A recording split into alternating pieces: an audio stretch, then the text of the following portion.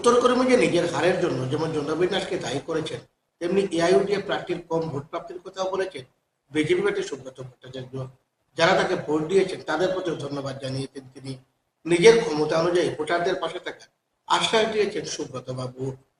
মন্ত্রী কৃষ্ণেন্দু পাল, রামকৃষ্ণপুরের বিধায়ক বিজয় মালাকার, বিধায়ক কমলাক্ষ দেবপুরকাস্ত, প্রাক্তন সাংসদ মিশনরঞ্জন দাস, বর্তমান সাংসদ কৃপানাথ মালা, পুরপতি রবীন্দ্রচন্দ্র দেব সহ অন্যান্যদের প্রতি এদিন কৃতজ্ঞতা জানান সুব্রত বাবু।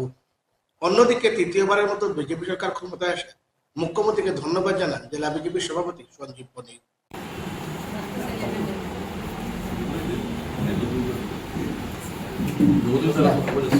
নেতৃত্বে আর আমাদের প্রিয় প্রধানমন্ত্রী নরেন্দ্র মোদীজি যেভাবে ভারতবর্ষকে এগিয়ে নিয়ে যাচ্ছে এই লক্ষ্যে আমাদের আসামবাসী সবাই আমাদের দলকে সমর্থন করেছেন এবং আমরা 82টি আসন নিয়ে এবং আমরা এনডিএ হিসাবে 102টি আসন নিয়ে আজকে তৃতীয়বারের মতো আমরা আসামে সরকার গড়তে চলছি।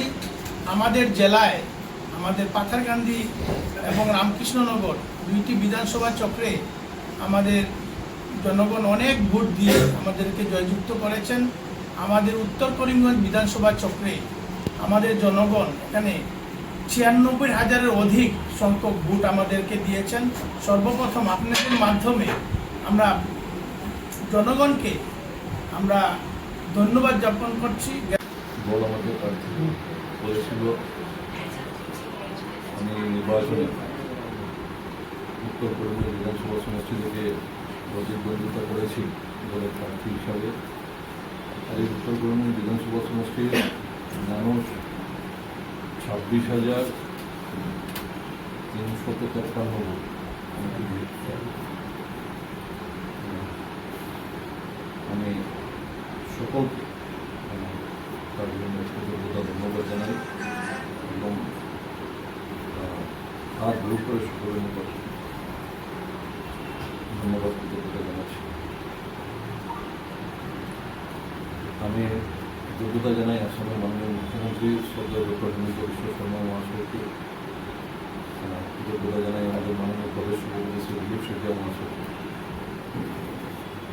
আর সেই জয়ের সূচক ভোট আমি আদায় করতে পারিনি বা আমি এখন থেকে পরাজিত হয়েছি, সেই অপারগতা প্রার্থী হিসাবে সেটা সম্পূর্ণ আমার বৈঠকে দলীয় কার্যালয়ে এখন বসে স্বীকার করছি। আমি গণনা পর্ব সম্পন্ন করে যখন বেরিয়েছিলাম আমি বিজয়ী প্রার্থীকে অভিনন্দন জানিয়েছি। আমি গণনা কেন্দ্রে ওনাকে অভিনন্দন জানিয়ে এই শহরে যা ভোট হয়েছে 38,000-এর মতো ভোট হয়েছে। টোটাল মোট ভোট আছে 45,295। যেখানে হিন্দু ভোটারের সংখ্যা শহরের স্ট্যাটিস্টিক্স একদম পুরো ওনারা ঘনে বুথ ওয়াইজ ঘনে বের করেছেন কমিশনার আমাদের বুথ সভাপতি সহ। 41,000 হিন্দু ভোট আছে এই শহরে, আর 4,500-এর উপর মুসলিম ভোটারের সংখ্যা আছে এই শহরে। এখানে কাস্ট হয়েছে 38,800। বিজেপি এখান থেকে পেয়েছে 31,300 আর কংগ্রেস পেয়েছে 6,516। আর এই 31,300-এর মধ্যে আমরা 300-র মতো আমরা মুসলিম ভোট পেয়েছি। আমরা ভেবেছিলাম আমরা বিগত লোকসভা নির্বাচন থেকে এই লোকসভা সমষ্টিতে যা বাতাবরণ ছিল বা সরকারের বিভিন্ন জনহিত প্রকল্প গত 3 বছরে বা বিশেষত গত 1.5 বছরে আমার উপরে কিছু কিছু দায়িত্ব ন্যস্ত থাকায় আমরা জাতি ধর্ম বর্ণ নির্বিশেষে সকল স্তরের মানুষের কাজে সেই সমস্ত প্রকল্পগুলো যাতে আসে ব্যক্তিগতভাবে অনেক মানুষ লাভান্বিত হয়েছিলেন। তার মধ্যে ইসলাম ধর্মাবলম্বী মানুষ যারা তারাও ছিলেন।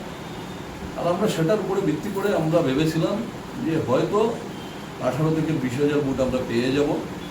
আর এদিক থেকে যদি ইউডিএফ প্রার্থী অন্ততপক্ষে 7,000 ভোট পান তাহলে এই নির্বাচন আমরা জয়ী হতে পারি। বলছেন যে ডিলিমিটেশন সেটা একটা কারণ, ডিলিমিটেশন সেই সময় সরকার আমাদের ছিল, আর দেখেছি লেখা আছে, উনি বলছেন যে জেলা সভাপতি উনি নিজেই ছিলেন।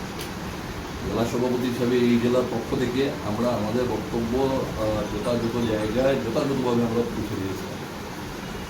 কোনো জায়গায় আমাদের কোনো কথা মানা হয়েছে, কোনো জায়গায় আমাদের কথা মানা হয়নি, কিন্তু তারপরও ডিলিমিটেশনের পর জনবিন্যাসগতভাবে এই বিধানসভা সমষ্টির আজকের যে অবদান যেটা হয়েছে সেটা ছিল না, সেটা 20,000-এর আশেপাশে ছিল। গত লোকসভা নির্বাচনের সময় তখন 18,000 ছিল, লোকসভা নির্বাচনের সময় 20,000-এর আশেপাশে ছিল। আর লোকসভা নির্বাচন থেকে এই বিধানসভা নির্বাচন আসা পর্যন্ত আজকের দিনে ব্যবধান সেটা 42,000-এর অধিক হয়ে দাঁড়িয়েছে। সিট কর্তন করা হলো ডিলিমিটেশনের মধ্যে, সেটা থেকে কি লাভ হলো তাহলে? দেখুন, ডিলিমিটেশন সেটা ইলেকশন কমিশন করে। বিভিন্ন রাজনৈতিক সংগঠন হিসাবে, সামাজিক সংগঠন হিসাবে আমরা আমাদের প্রস্তাব রাখতে পারি। আমরা আমাদের প্রস্তাব রেখেছিলাম, সরকার আমাদের ছিল। আমি বারবার মুখ্যমন্ত্রীর কাছে গিয়েছি, মুখ্যমন্ত্রীর উপরও আমি আমার প্রস্তাব রেখেছিলাম। কোন জায়গায় কী হয়েছে না হয়েছে সেটা খেয়াল মতো বা সেটা বোঝার মতো সেই ক্ষমতা আমার ছিল না। আমি, অনেকে বলছেন দলের জেলা সভাপতি হিসাবে কতটুকু ক্ষমতা থাকে সেটা জেলা সভাপতি হন তারা বুঝতে পারেন। সেই সময় চেষ্টার কোনো ত্রুটি আমি রাখিনি, সেটা অনেকের জানা আছে। কী লাভ হয়েছে, কী ক্ষতি হয়েছে সেটা বলার মতো আমার অবস্থা নেই।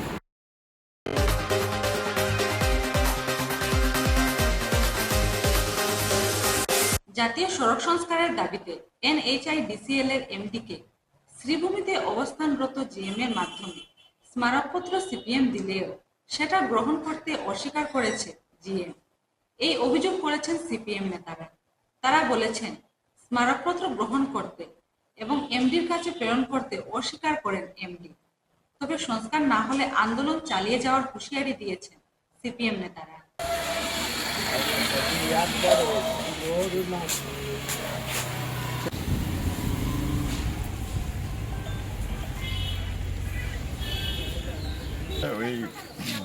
ওই ন্যাশনাল হাইওয়ে NH-37 এইটা এই দীর্ঘদিন থেকে তো আপনারা জানেন, সাংবাদিক ভালো করে জানেন, প্রায় বছর 2-এর উপর হবে রাস্তার এই দুরবস্থা, প্রপারলি মেনটেন্যান্সও নেই।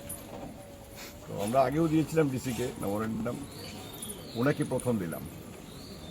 তো আমাদের সাথে কোনো খারাপ আচরণ করেনি, কিন্তু কথাবার্তাগুলো ভালো না।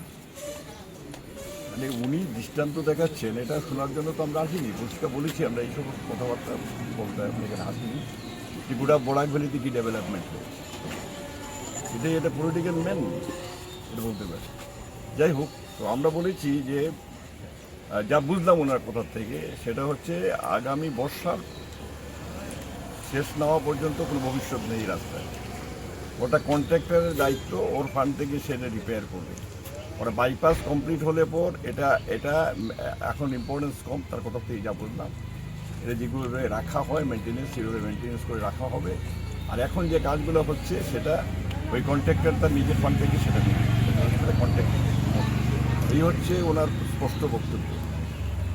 অর্থাৎ এই রাস্তার ভবিষ্যৎ অদূরই কোনো ভবিষ্যৎ নেই। এই হলো পরিষ্কার বোঝা গেল।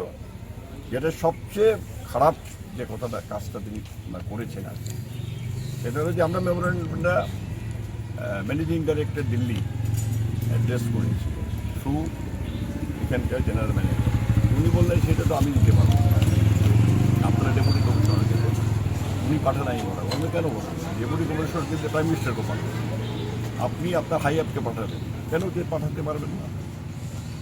যাই হোক, আমরা টেবিলে ফেলে আসছি, আপনি সেটা ওয়েস্টেডের বক্সে ফেলে দেবেন, সেটা আমরা দিয়ে দিচ্ছি আপনাকে। মানে উনি গ্রহণ করেননি আপনাদের মেমোরেন্ডাম? বললে আপনি মেমোরেন্ডাম রেখে যান, কোনো অসুবিধা নেই, আমি পাঠাতে পারবো। এই হচ্ছে ওনার। আমি এর আগেও আপনাদের সংবাদ মাধ্যমে শুনেছি অন্য রাজনৈতিক দলরাও এসেছিল এখানে, খুব খারাপ ঘটনাগুলো ঘটেছে। আমাদের সাথে এরকম কোনো ঘটনার স্কোপ আমরা দেইনি। উনিও খারাপ আচরণ করেছেন আমি বলবো না, কিন্তু যে কথাটা উনি টেবিল থেকে যে সমস্ত কথা বলবেন, এটা এরকম অফিসে এরকম বলা উচিত না। একটা দলীয় মুখপাত্র হিসেবে বলবেন কি কথাবার্তা?